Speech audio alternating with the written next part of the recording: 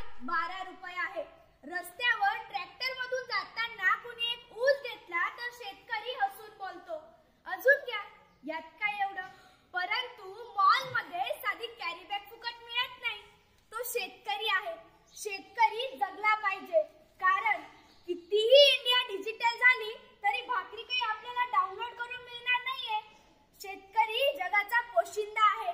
म्हणून मी चिखलोड येथील इयत्ता 9वीची विद्यार्थिनी कोमल रतन त्रिभुवन आपल्या समोर विषय मांडणार तो महाराष्ट्राचे आराध्य दैवत श्री छत्रपती शिवरायांच्या स्वराज्याला, बाबासाहेब आंबेडकर यांच्या राज्यघटनेला, महात्मा ज्योतिबा फुले यांच्या शैक्षणिक क्रांतीला, माता जिजाऊ, माता सावित्री, माता अहिल्या यांना त्रिवार अभिवादन करून येथे उपस्थित माझे शेतकरीचे बंधू आणि भगिनी, शिक्षक आणि सुईच्या टोकासारखं बारीक निरीक्षण करून दुधाचं दूध आणि पाणीचं पाणी करणारे परीक्षक, सर्वांना माझा मनपूर्वक नमस्कार.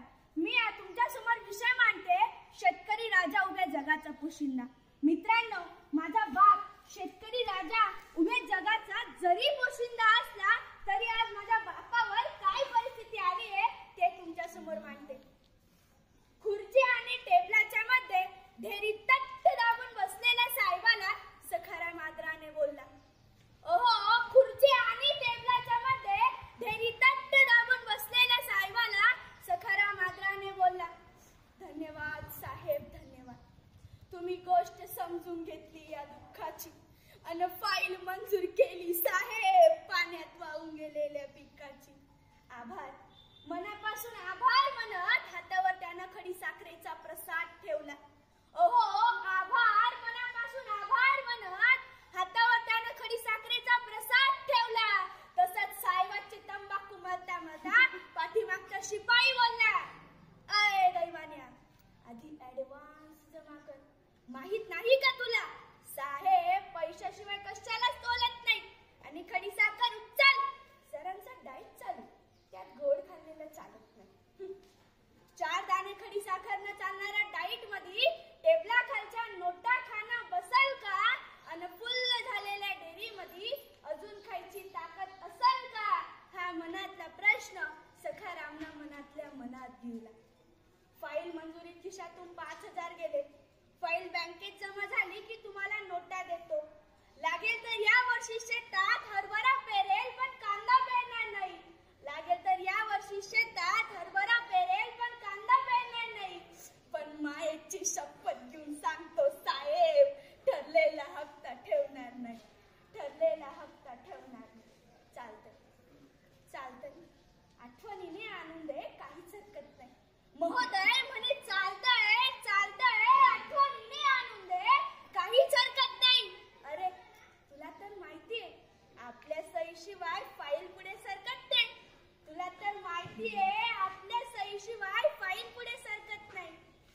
साहेबांच्या तंबाखूसाठी मळलेला हात शिपायानं पटकन झटकला. ओहो, साहेबांच्या तंबाखूसाठी मळलेला हात शिपायानं पटकन झटकला. आणि 10,000च्या फाईली पायी 50,000 द्यायला लागून सखाराम झाडाले जाऊन लटकला. अशी अवस्था सर माझ्या शेतकरी बापाची. माझा बाप या जगाचा जरी पोशिंदा असला तरी आज माझ्या कृषी प्रधान देशात माझ्या बापावर ही आत्महत्या घेण्याची वेळ येते. तरी सुद्धा त्याने शेती करणं काही सोडलं नाही. मराठवाडा विदर्भातील शेतकरी आत्महत्या करत होते. तेथील एका पत्रकाराने आपल्या भारताच्या कृषी मंत्री साहेबांना प्रश्न विचारला. कृषी मंत्री साहेब, मराठवाडा विदर्भातील शेतकरी आत्महत्या करतायत, यावर तुमचं उत्तर काय? तर आपल्या भारताचे कृषी मंत्री म्हणतात, मराठवाडा विदर्भातील शेतकरी आत्महत्या करतात ते त्यांच्या प्रेम प्रकरणामुळे आणि दारूमुळे.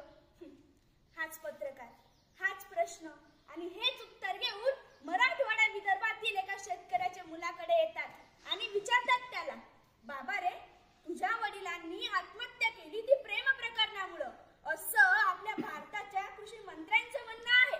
यावर तुझं उत्तर काय? तर जरा लक्ष देऊन ऐका मित्रांनो, तो मुलगा काय म्हणतो.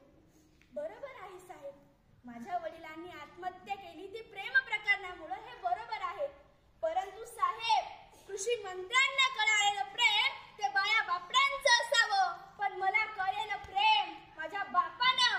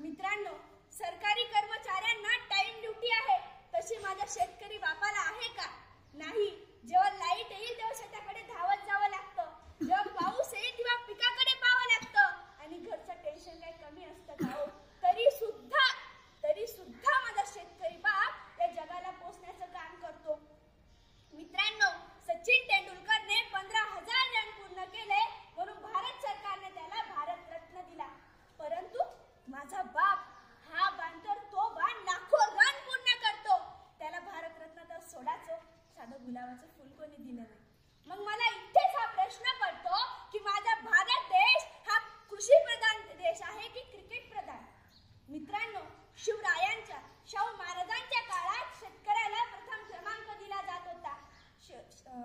शेतकऱ्याच्या मिरचीच्या देठालाही हात लागता कामा नये अशी शिव आज्ञा होती. परंतु आज चित्र बदललंय सर. आज माझ्या शेतकरी बापाला कुणी विचारत सुद्धा नाही. सर, कांदा लावणीपासून, कांदा निंदणीपासून, कांदा खांडून